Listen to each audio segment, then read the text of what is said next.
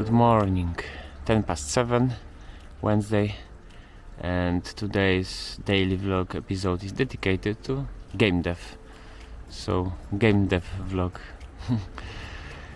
So, I will be talking something about Gamedev. So I invite you to watch me today. So, let's go! So, Gamedev vlog number 6, 3 bullet points, more reading, archetypes and game size. First point, more reading. I'm currently reading God of War game development projects by Chris Bradfield. It is pretty nice book, pretty cool projects. I just finished first. Coin Dash, build your first 2D game.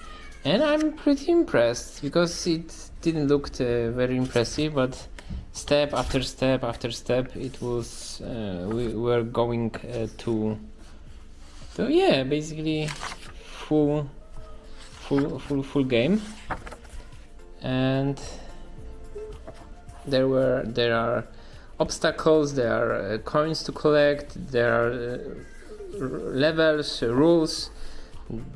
There is animated person, there are sounds, and there are power-ups. So basically every element for arcade game is here. So I just finished the first project and I'm preparing to go to the second project, Space Rocks, build a 2D arcade classic with physics. Yeah, this will be something more complicated, I guess, but also more satisfying. Second point, archetypes. I found some pixel art tutorials on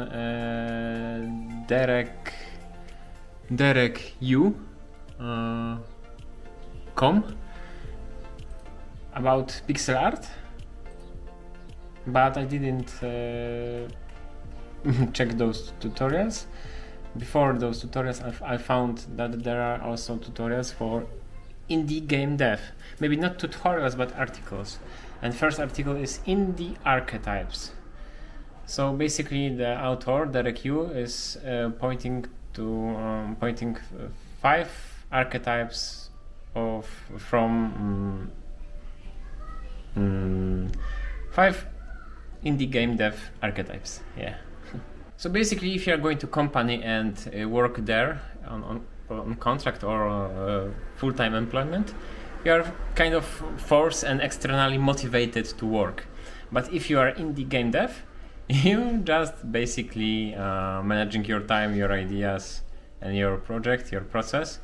So basically, you fall into the one of 5 archetypes. Daydreamer is a guy or girl who is dreaming about world buildings, mechanics, plot, physics, everything. So basically thinking about everything and doing nothing. Second archetype, Inventor. You are taking your game engine and making different contraptions. You're testing this overall possibilities. You are testing your ideas. You are making something, but nothing too much of use. Then Borrower, you are finding one problem and you are thinking about this problem until you will find perfect solution. So you are thinking about algorithm or kind of implementation and also skipping.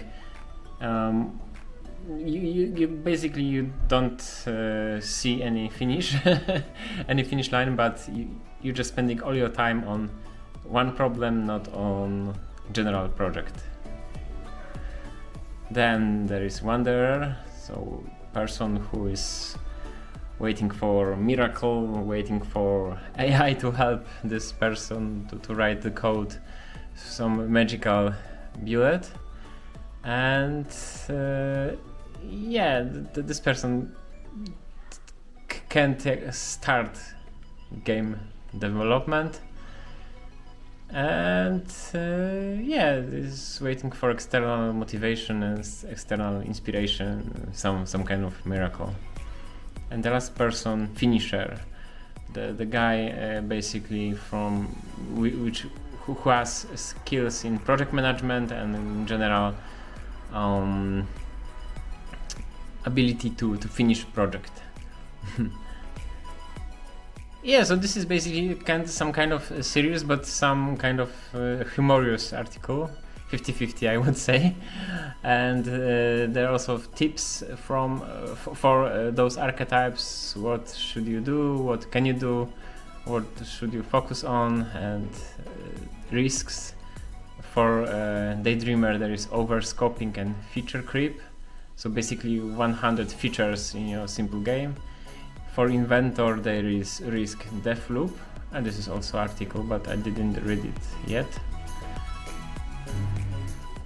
For Borrower, rabbit holes and death loops, death loop restarting, death loop polishing. Rabbit holes mean that there is a small problem and you are spending 2 years on solving this small problem. Wanderer, waiting for inspiration to randomly strike.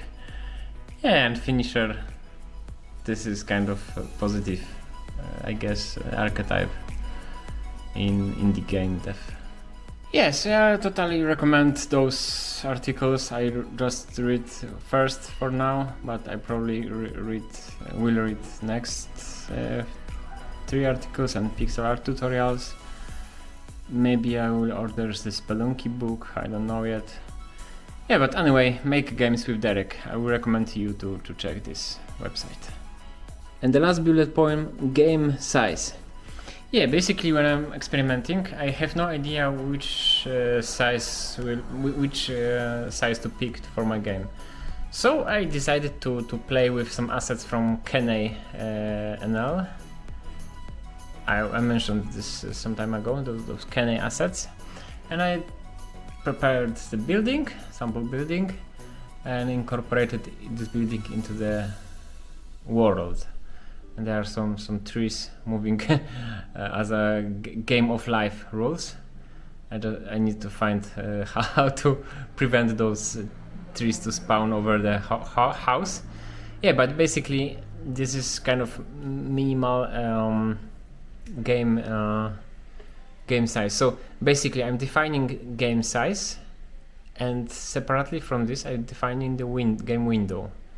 So by moving the window, the game size, the game proportions will be the same.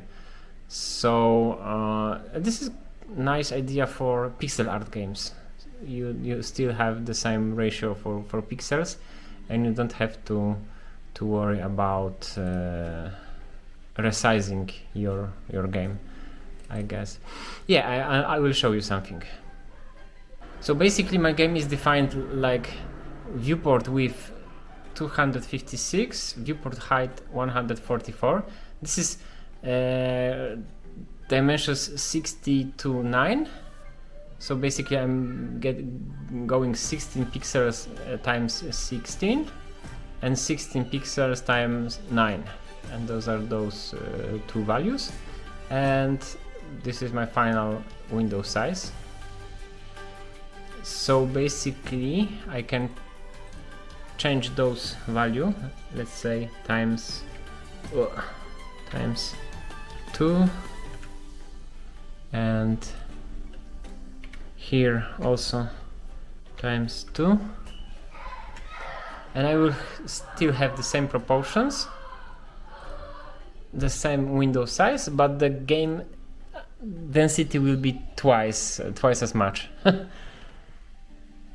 And this house is, as you can see, smaller, and the area is larger. So this is kind of experiment to find this best ratio for game. And I can still, let's say, make it again 2 times more dense, I guess.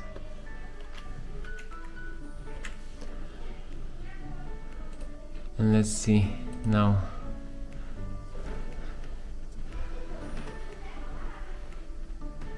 Oh yeah, now it's too small, I guess. And also my algorithm for Game of Life is far from optimal, so it's struggling. The game is obviously struggling with calculating, spawning and dying trees.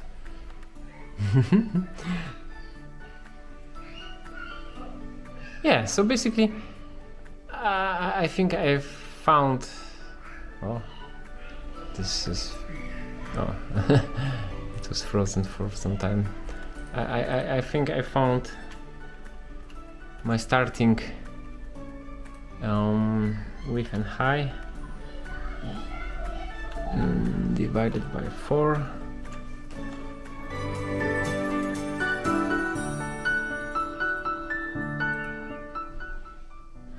Yeah, and this is nice pixel art and nice window. Yes, I guess it will be all for today. I'm planning to read the book more, to make some more experiments, read Derek Yu, and yeah, basically everything I mentioned today. So thank you for watching and see you next week. Bye.